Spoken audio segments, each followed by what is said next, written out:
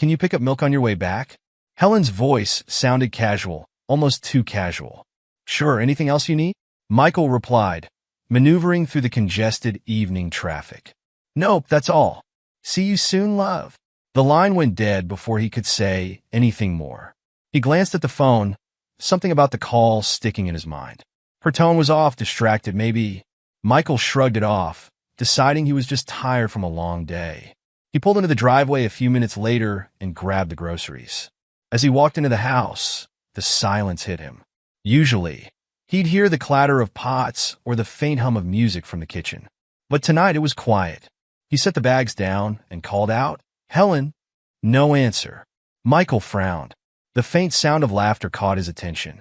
He walked toward the living room, his steps slowing as he approached. "What's so funny?" he asked, keeping his voice light as he stepped into the room. Helen was on the couch, her legs curled up beneath her, her phone in hand. She looked up, startled, and quickly locked the screen. "Oh, nothing. Just a funny meme my sister sent me," she said, her smile not quite reaching her eyes. Michael's gaze lingered on the phone in her hand. "Must have been a good one," he said, forcing a chuckle. She nodded, slipping the phone into her pocket. "Yeah, just something silly. How was your day?" "Busy," he replied, his eyes narrowing slightly as he studied her. "Yours?" Same old, she said with a shrug, her tone a bit too breezy. "I was just about to start dinner." She stood up, brushing past him with a quick kiss on his cheek. "Anything in particular you're in the mood for?" "Whatever you're making is fine," Michael said, though his mind wasn't on dinner. He watched her move into the kitchen, the slight tension in her shoulders catching his eye. There was a coolness in her demeanor that hadn't been there before. Or had it? Maybe he was imagining things.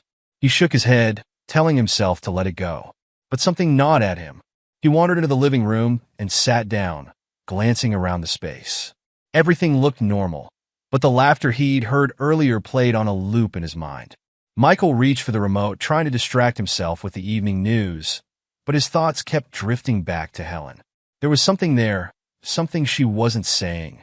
He glanced toward the kitchen, hearing the clatter of pans and Helen's humming, a tune he didn't recognize. His phone buzzed in his pocket, pulling him out of his thoughts. A message from work, nothing important. But as he slipped the phone back, he caught himself glancing toward the couch where Helen had been sitting. The unease grew. He stood up and walked to the kitchen. "Need any help?" he asked, leaning against the doorframe. She looked over her shoulder and shook her head. "Nope, I've got it covered. Why don't you relax? Dinner will be ready soon." Her tone was light, but her eyes flickered with something he couldn't quite place. Michael nodded slowly, retreating to the living room again. He sat down, staring at the darkened TV screen, his reflection staring back at him. The nagging feeling in his gut wouldn't let go. Something was off, and he couldn't shake the suspicion that it wasn't just his imagination. The days passed in a monotonous blur, with Michael burying himself in work to keep his mind from spiraling. But no matter how hard he tried, the seed of doubt planted by Helen's odd behavior refused to be uprooted. Every time he looked at her, the unease gnawed at him, whispering that something was terribly wrong. One evening, after a particularly grueling day at the office, Michael decided to come home early. He stopped by a flower shop on the way, picking out a bouquet of Helen's favorite lilies. Maybe a surprise would break the tension that had settled between them like an unspoken secret. He parked the car quietly, a small smile tugging at the corners of his mouth as he imagined her reaction. But as he approached the house, the smile faded. The sound of Helen's voice drifted through the partially open window. "She is in a call with her sister." "That loser is just too boring." Helen's voice cut through the air like a knife. "He can only do 12 rounds per day. But look at my lover, he's coming tomorrow. I've never tried bigger than his. I barely handled it." Michael froze. The words hit him like a physical blow, knocking the breath from his lungs. For a moment, he couldn't move, couldn't think. His mind struggled to process what he had just heard, the vile truth of it sinking in like poison. Michael's grip tightened around the bouquet, his heart hammering in his chest. He carefully pushed the front door open, moving as quietly as possible. The flowers slipped from his hand, forgotten, as he crept toward the living room, where the voices grew clearer. His legs felt weak beneath him, but he forced himself to stay quiet, to stay hidden. He took a step back, then another, moving away from the voices that now made his skin crawl. He backed out of the house, his breath coming in short, shallow gasps. Once outside, he staggered to the side of the house, leaning against the wall as if his body might collapse under the weight of what he'd just discovered. The cool evening air did nothing to calm the storm raging inside him. His chest heaved with the effort of holding back the scream that threatened to tear from his throat. The woman he loved, the woman he had trusted with everything, had betrayed him in the most brutal way imaginable. His mind swirled with a toxic mix of pain, disbelief, and white-hot rage. He clenched his fists until his knuckles turned white, the nails digging into his palms. But the physical pain was nothing compared to the agony of knowing the truth. Amidst the shock and despair, a dark thought began to take shape. This wasn't just anger. It was something more sinister, a burning need for revenge. The idea took hold, spreading through him like wildfire. Confronting them wouldn't be enough. He needed to make them pay, to make them feel the same searing pain that was tearing him apart. Michael went inside the house and, act like a normal, didn't hear anything. That night, Michael lay in bed, staring at the ceiling. Sleep eluded him as his mind churned with thoughts of betrayal and vengeance. He turned over, trying to find a comfortable position, but the weight of Helen's infidelity pressed down on him. Every time he closed his eyes, images of her with another man flashed before him. "I can't let this go," he whispered to himself. "They need to pay." He swung his legs over the side of the bed and stood up, pacing the room. He needed a plan, something precise and effective. He grabbed his laptop from the nightstand and began to type, searching for ideas on how to confront them without leaving a trace. Hours passed as Michael scoured the internet for methods of revenge. He dismissed ideas that were too obvious or risky. Finally, a plan began to take shape. He would set a trap that would ensure both Helen and her lover would suffer, but without direct evidence linking him to the act. The next morning, Michael woke before dawn. He felt a surge of determination. After getting dressed, he approached Helen with a forced smile. "Good morning, Helen," he said, kissing her on the forehead. "I'm leaving early today. Got some errands to run." Helen looked up surprised. "Oh, okay. Thanks for letting me know." He nodded and left the house, heading straight to a hardware store on the other side of town. Inside, he picked up tools, wire, and other materials he would need for his plan. He avoided making eye contact with the cashier, his mind focused solely on what he was about to do. Back home, Michael began assembling his plan. He spent the morning setting up surveillance around the house, installing hidden cameras to monitor Helen and her lover's movements. He checked the angles multiple times to ensure nothing was missed. "Everything needs to be perfect," he muttered, tightening a screw on his makeshift device. No mistakes. As the day progressed, Michael moved silently through his routine, acting normal while meticulously preparing for the night. He rehearsed his actions in his mind, ensuring he knew exactly what to do when the moment came. In the afternoon, he met with a friend, Jake, at a local cafe. Jake was someone Michael trusted, unaware of his true intentions. "Hey Jake, what's up?" Michael greeted him, taking a seat. "Not much. How's everything?" Jake replied, sipping his coffee. Michael glanced around, ensuring no one was listening. "I need your help with something. It's important." Jake raised an eyebrow. "Sure, what do you need?" "I need some extra tools for a project. Can you help me out?" Michael asked, masking his true purpose. Jake nodded. "Of course. Let's head to my workshop." They left the cafe, and Michael felt a sense of relief. Having Jake's assistance would make his plan more feasible. At the workshop, they worked together, Michael directing Jake to build a device that would incapacitate Helen and her lover without causing permanent harm. He wanted them to feel the fear and helplessness he felt. "Almost done," Jake said, wiping his hands. "What exactly is this for?" Michael hesitated but kept his voice steady. "Just a security measure. To protect my home." Jake nodded, trusting his friend's explanation. "All right, if you need anything else, let me know." As evening approached, Michael returned home. He double-checked the cameras and the device, ensuring everything was in place. He walked into the kitchen, where Helen was preparing dinner. "I've got to work late tonight," he said, forcing a weary smile. "I might not be back until morning. Helen barely looked up, her response a quick, "Okay, drive safe." Her lack of concern stung, but it only hardened his resolve. After dinner, Michael made a show of leaving, grabbing his keys and heading out the front door. He drove a few blocks away, parked the car in a quiet spot, and walked back toward the house, his steps soundless on the pavement. His heart pounded, not from fear, but from the adrenaline surging through his veins. The night air was cool, and his breath misted slightly as he approached the back door, slipping inside without a sound.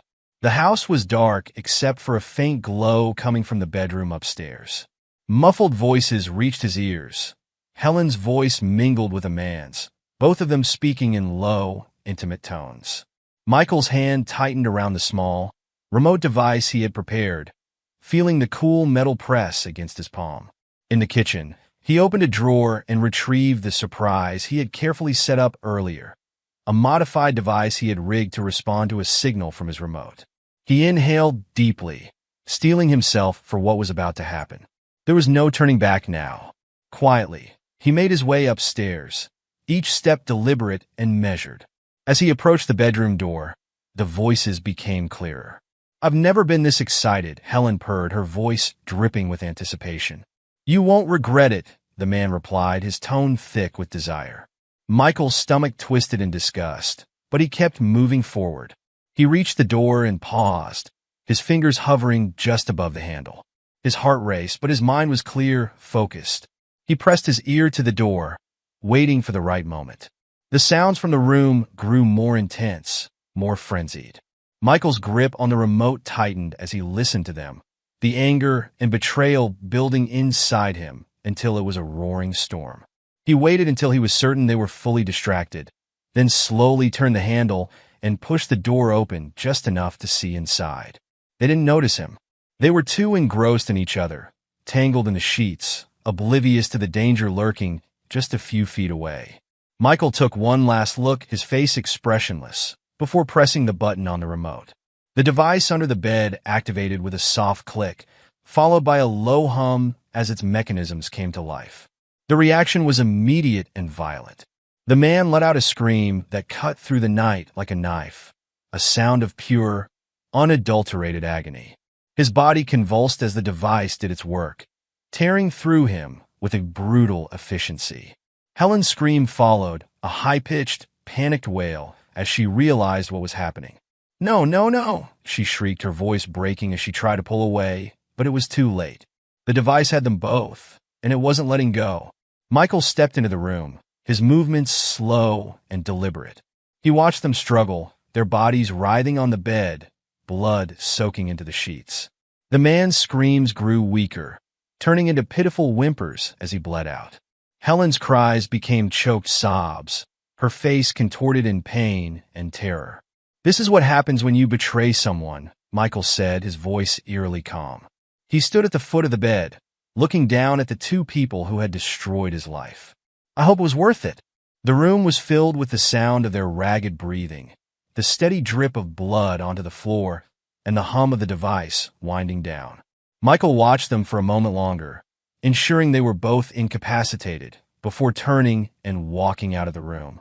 He didn't look back as he left the house, the door clicking shut behind him. Michael slipped out of the house as quietly as he had entered it, his steps measured and deliberate. The cool night air hit his face, but he felt no relief. His heart was still pounding, adrenaline coursing through his veins as he walked down the empty street, leaving the house and the chaos inside behind. He didn't look back. There was no need to. He knew exactly what he had left in that bedroom. Two broken bodies and a shattered illusion of trust. As he rounded the corner, the sound of distant sirens reached his ears. He quickened his pace, slipping into the shadows where the street lights didn't reach, blending into the night. "Stay calm," Michael whispered to himself, forcing his breathing to slow. He had rehearsed this moment in his mind over and over. Everything had gone according to plan, but the stakes were high. There could be no mistakes now. He reached his car, parked inconspicuously a few blocks away, and slid into the driver's seat. His hands were steady as he started the engine. The cold metal of the steering wheel felt grounding, a reminder that this was real, that he had actually done it. He glanced in the rearview mirror, seeing only the dark, deserted street behind him. "It's over," he muttered, pulling out onto the road. "There's no going back." As he drove away, the sirens grew louder, closer. Michael forced himself to maintain the speed limit, not wanting to draw any attention. The sense of satisfaction he had felt moments before was now a distant memory, replaced by a cold, calculated focus on what needed to happen next. He knew the police would be at the house soon, and it wouldn't take them long to discover the gruesome scene upstairs. But Michael had planned for this. He had taken every precaution to ensure there was no evidence linking him to what had happened. The device he'd used was untraceable, a piece of hardware he had assembled from parts bought in cash from different stores over several months. The cameras he had installed in the house were already wiped clean of footage, their memory cards destroyed and disposed of miles away. "Accident," he whispered to himself, his lips curling into a slight smirk. "That's what they'll think. A freak accident." The plan was flawless, but the real test would come in the days ahead. Would the police buy it? Would Helen's family suspect anything? These questions gnawed at the edges of his mind, but he pushed them aside. There was no point in worrying about things he couldn't control. All he could do now was wait and see how it played out. As the city lights blurred past his window, Michael felt a strange sense of liberation. The man he had been, the devoted husband, the reliable worker, was gone, buried beneath the weight of betrayal and vengeance. What remained was someone else entirely, someone unburdened by the ties that had once bound him. He thought about Helen and her lover, about the terror in their eyes as they realized what was happening. He thought about the blood, the screams, the silence that followed. And then he thought about the future, his future, free from the shackles of a life that had never truly been his. "This is just the beginning," Michael said aloud, his voice firm and steady. He wasn't the same man who had walked into that house earlier tonight. He was something new, something darker, and there was no telling what he might do next. As he disappeared into the night, the cold smile returned to his lips. Michael had set a chain of events in motion that couldn't be undone, and in the aftermath of his brutal revenge, he found a twisted sense of peace. The past was behind him, and the future, whatever it held, was his to shape. The first light of dawn filtered through the thin curtains of the cheap motel room, casting a pale glow on Michael as he lay awake, staring at the ceiling. The events of the previous night played over in his mind like a film reel, every detail etched in his memory. Sleep had been elusive, but his mind remained sharp, honed by the adrenaline that still coursed through him. He sat up, the bed creaking beneath him, and reached for the remote. The old TV buzzed to life, its screen flickering as he flipped through the channels. He landed on the local news, his heart pounding in anticipation. It didn't take long. "Breaking news," the anchor announced, her expression solemn. "A tragic and mysterious incident has occurred in a quiet suburban neighborhood overnight. Details are still emerging, but police have confirmed that there are severe injuries involved, and foul play is suspected." Michael's lips curled into a grim smile. He watched as the camera panned over the familiar sight of his street, now swarming with police cars and ambulances. The image of the house, cordoned off by yellow tape, filled the screen, and for a moment, Michael's chest tightened with a mix of satisfaction and fear. It was real. He had done it, and now the world was starting to take notice. But there was no time to bask in his success. The real challenge was just beginning. He turned off the TV, the silence in the room suddenly oppressive. Michael knew he had to stay ahead of the investigation, play the part of the grieving husband perfectly, and ensure that no thread led back to him. After a quick shower and a change into clean clothes, Michael packed up his things and checked out of the motel. He drove back toward his neighborhood, the morning traffic a blur around him as he rehearsed his story in his head. The key was to blend in, to act natural, to show just enough emotion without overplaying it. When he turned onto his street, the sight of flashing lights and police tape sent a jolt of nerves through him. He parked a little way down the road, taking a deep breath before stepping out of the car. He walked toward the house, his expression a mixture of confusion and growing dread. "Mr. Thompson?" A uniformed officer approached him as he neared the house. "Are you Michael Thompson?" Michael nodded, his voice trembling just enough as he spoke. Yes, I'm Michael. What happened? Is Helen okay? The officer exchanged a look with the detective standing nearby, a grizzled man with deep lines etched into his face. The detective stepped forward, his tone serious. Mr. Thompson, I'm Detective Reynolds. We need to ask you a few questions. There's been an incident at your home. Michael's face went pale, his eyes wide with feigned shock. An incident? What do you mean? Where's my wife? What happened? We're still piecing things together, Detective Reynolds said, his voice steady but with a hint of empathy. Your wife and another man were found with severe injuries. We're treating this as a potential crime scene, and we'll need your cooperation. Michael swallowed hard, his hands shaking as he ran them through his hair. I can't believe this. I thought she was just at home, having a quiet night. Who would do this? His voice cracked, just as he'd practiced. Detective Reynolds nodded sympathetically.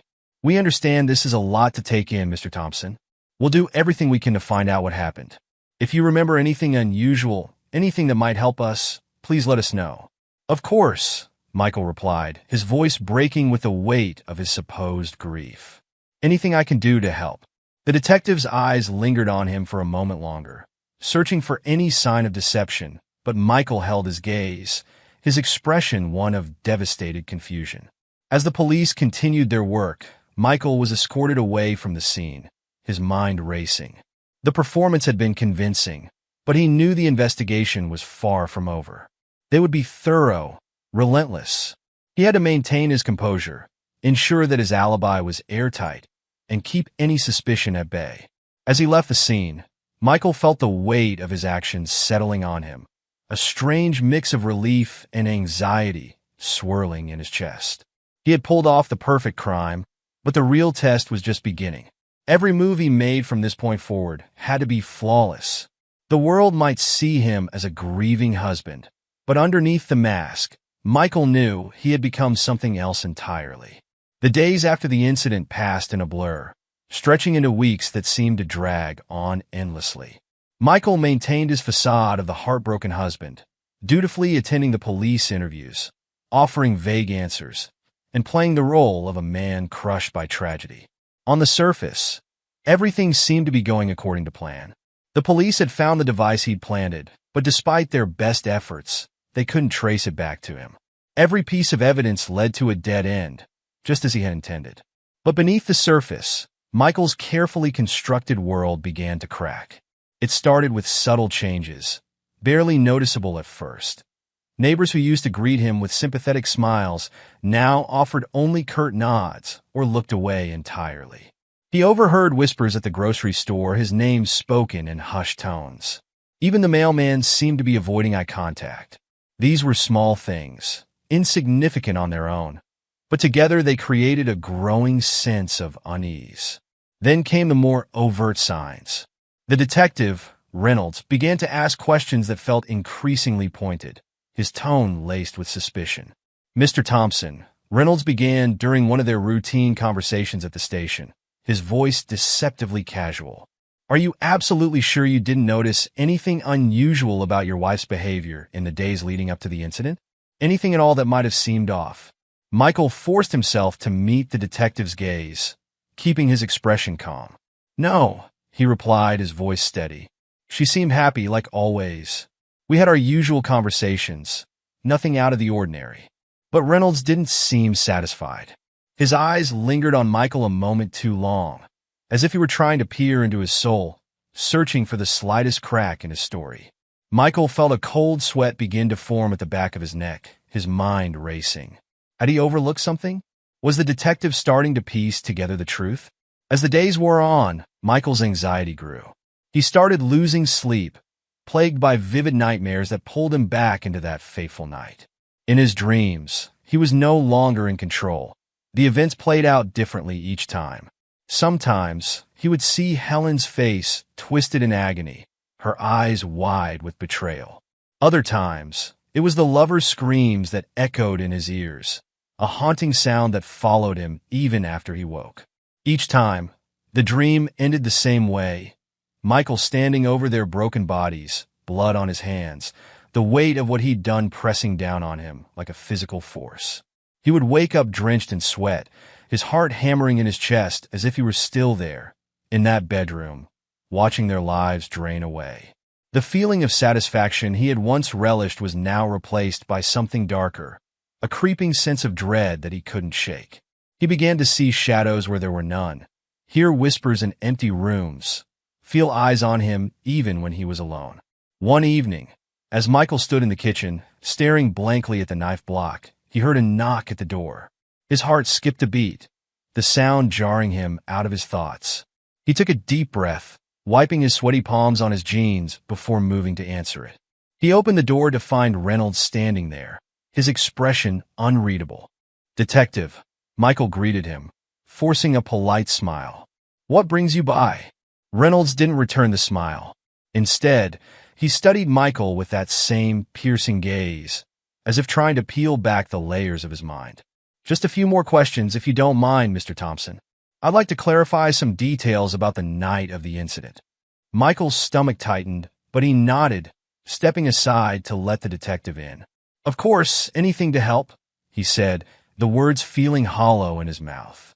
As Reynolds crossed the threshold, Michael couldn't shake the feeling that the walls were closing in, the carefully constructed facade he'd built slowly unraveling thread by thread. The fear that had been gnawing at the edges of his consciousness now threatened to consume him entirely. He had planned for everything, every detail, every contingency.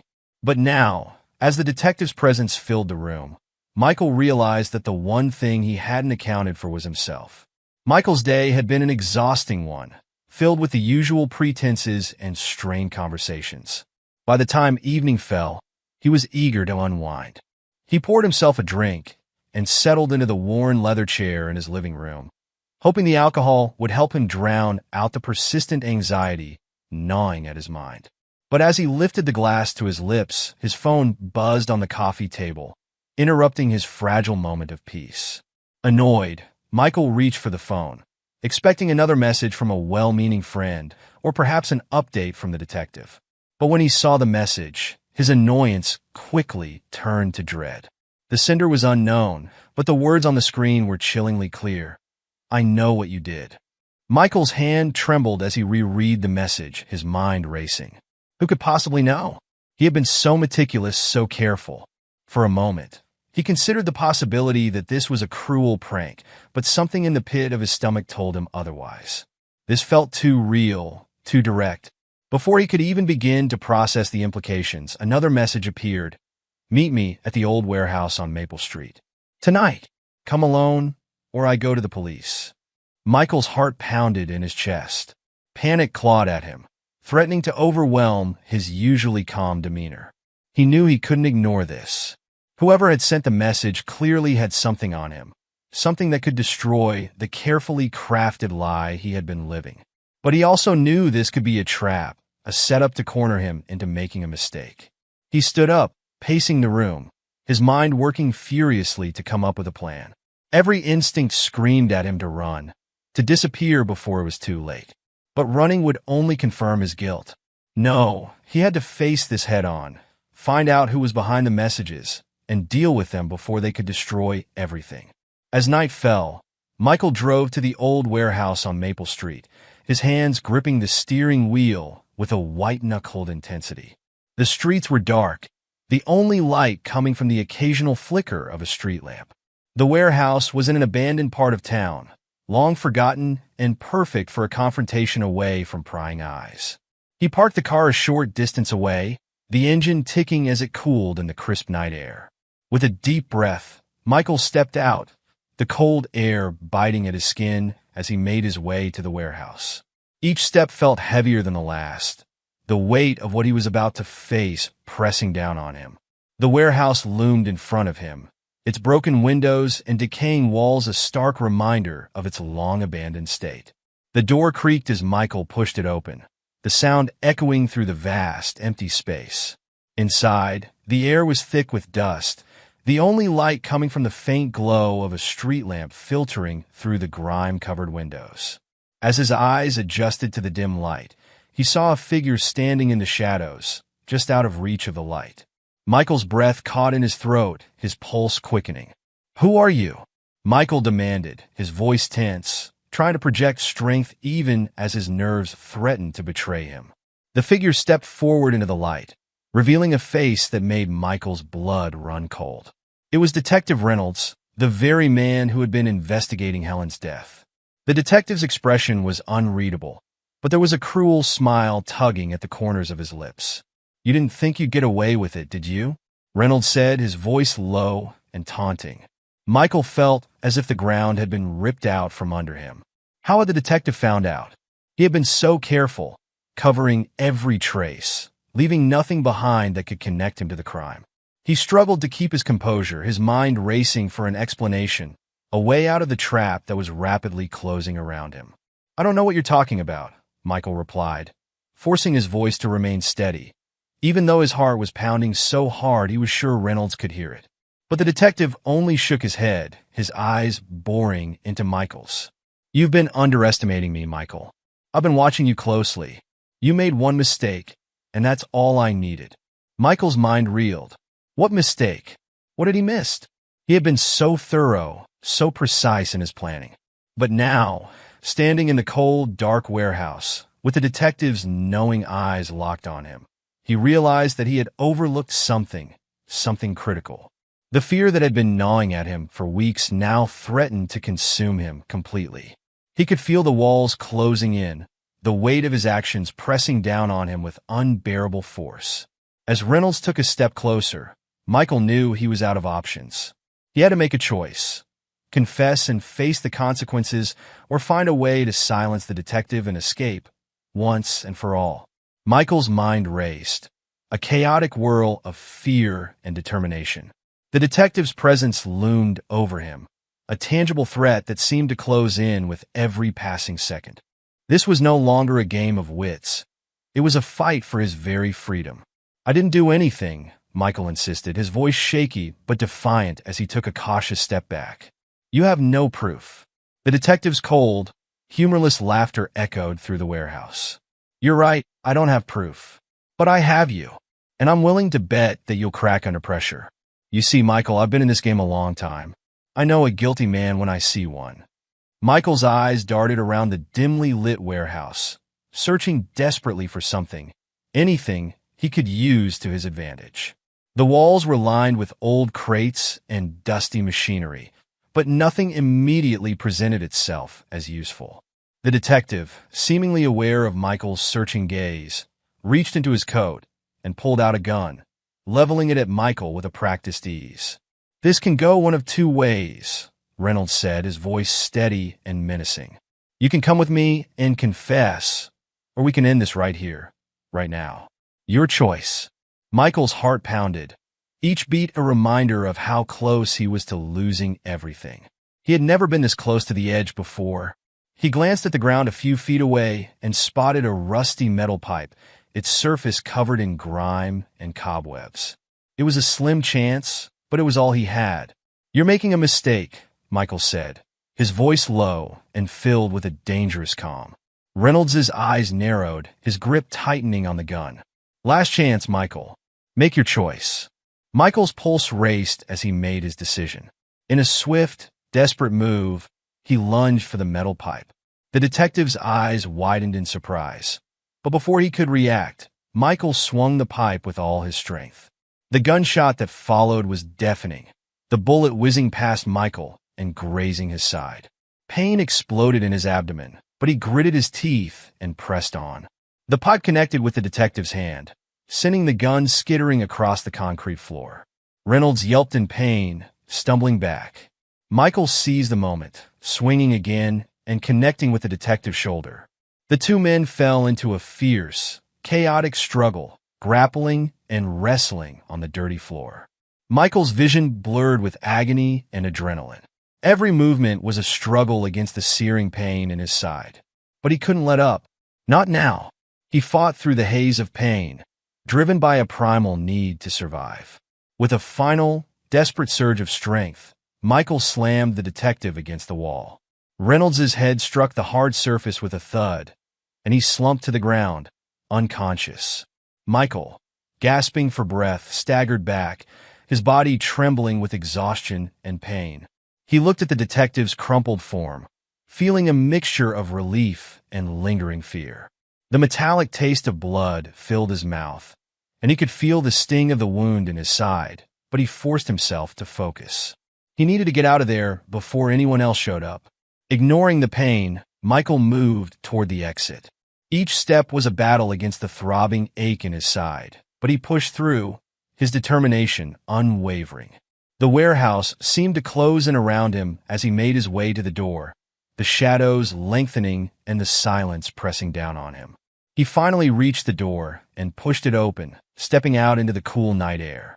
The streets were empty, the only sound his labored breathing. As he walked away from the warehouse, Michael glanced back one last time, the realization that he had narrowly escaped disaster washing over him. The fight wasn't over. He had survived the showdown, but now he had to disappear to find a way to evade the law and the shadows of his past. With a final deep breath, Michael vanished into the night, the echoes of the confrontation fading behind him. Michael's heart raced as he stumbled away from the warehouse, his side throbbing with each step.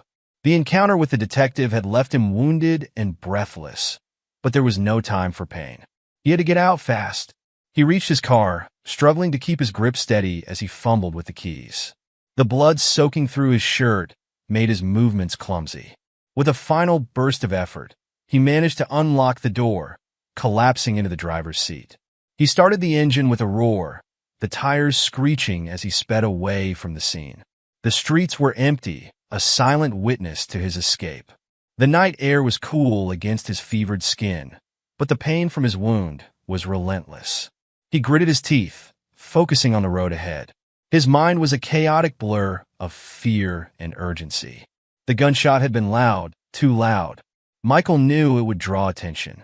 As he navigated the dark, winding roads, he kept an eye on his rearview mirror, half expecting to see flashing lights closing in on him. Every approaching car seemed like a threat, each shadow a potential police patrol.